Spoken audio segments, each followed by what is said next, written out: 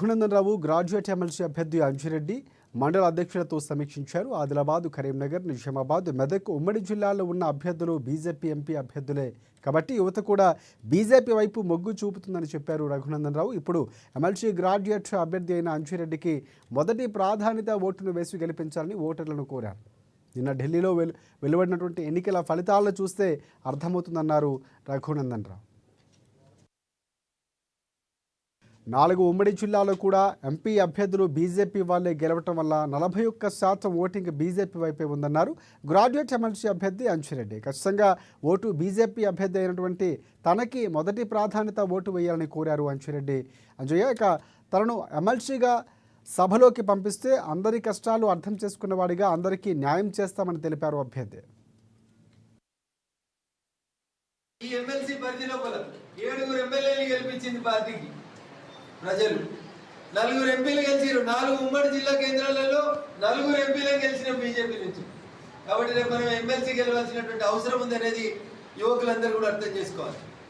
ఇక కాంగ్రెస్ పప్పు యాదవ్ గురించి మాట్లాడాలంటే ఏం లేదు, ఆ పప్పు గురించి మాట్లాడుతుంది. కాంగ్రెస్ కి నిన్న ఓట్లు ఎన్ని వచ్చినాయి, ఢిల్లీలో సీట్లు ఎన్ని వచ్చినాయో మీకు అందరికి తెలుసు.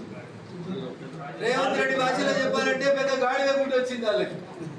ఒక్కసారి పెట్టలేడు ఆ గాడిద గుట్టు. ఇలా 2025 అసెంబ్లీ ఎన్నికలలో కాంగ్రెస్ కి వచ్చిన సీట్లు 0. 2024లో పార్లమెంట్ ఎలక్షన్లు అయినాయి. ఢిల్లీలో 7 పార్లమెంట్ సీట్లు ఉంటాయి.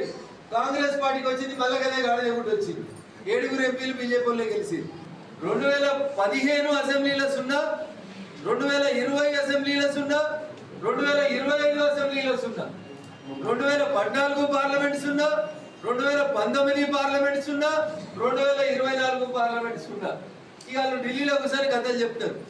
ఎంప్లాయీస్ అయినా అదేవిధంగా వ్యాపారస్తులైనా వాళ్ళందరికీ ఇన్కమ్ ట్యాక్స్ వివరించి ఎంతో మందికి ఆదుకున్న ఘనత భారతీయ జనతా పార్టీ. దాన్ని చూస్తే మొన్న అంతకుముందు మహారాష్ట్రలో గెలవడం జరిగింది. దాని తర్వాత నిన్న మనం ఢిల్లీలో గెలవడం జరిగింది. 100 సంవత్సరాల పార్టీ అని ఒక్క సీట్ కూడా గెలవలేదు. అదేవిధంగా చీపురు పార్టీ అయితే అంత ఊడ్చినట్టు చేయడం జరిగింది.